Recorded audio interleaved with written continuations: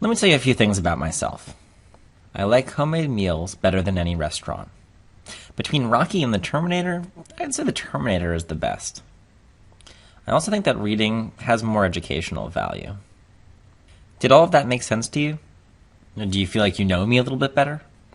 Comparisons are one of the primary ways we relate our interests and opinions to others and let them know more about ourselves. Also, every one of those comparisons is wrong. If you picked up on what was wrong with them, excellent. If not, the reason that I put those out there is because spotting faulty comparisons can be extremely tricky. Not because we're stupid, but rather because we're so smart, and human brains are excellent at filling in the gaps. In fact, from the above, you probably decided that I liked home-cooked food more than dine-out, that I prefer death machines from the future to scrappy boxers, and that reading is one of the best things that you can do to build your intellect. And you'd be right about all of those things, but that's not exactly what I said. Let's break it down. I like homemade meals better than any restaurant. Now, you may get that what I mean to say is that I prefer home-cooked meals to eating out. But what I'm actually doing here is comparing two things that aren't comparable. Homemade meals are a thing you eat, while a restaurant is a place you go to eat. What I really mean to say is I like homemade meals better than any restaurant cooking. Or that I like eating homemade meals better than eating at any restaurant. What we just demonstrated with homemade meals is an error of illogical comparison. When comparing two things, make sure that the things you're comparing are apples to apples, not apples to spaceships. You also want to be careful to make sure that the thing you're comparing is not included in the thing you're comparing it to. That means not leaving out words like other, any, or else. For instance, this restaurant is finer than any restaurant.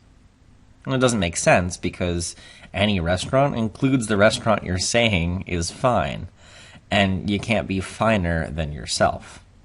Similarly, you can't say, El Chupacabra is hairier than anything I've seen, because that includes El Chupacabra. Instead, what you mean to say is, El Chupacabra is hairier than anything else I've seen. Now let's look at the second example sentence I gave you at the beginning. Between Rocky and the Terminator, I'd say the Terminator is the best.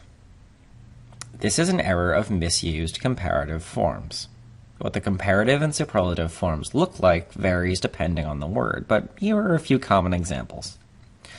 In the positive form, we use the word good to talk about one thing or set of things and what we like about them, as in, this jelly donut costume is good, or that's a good mustache costume. But when we want to compare two things, the word changes to its comparative form. You don't say, this jelly donut costume is gooder than that mustache costume. You say, this jelly donut costume is better than that mustache costume. Better is the comparative form. However, once you're comparing three or more things, or comparing one thing against a group of things or all things, you need to use best, which is the superlative form.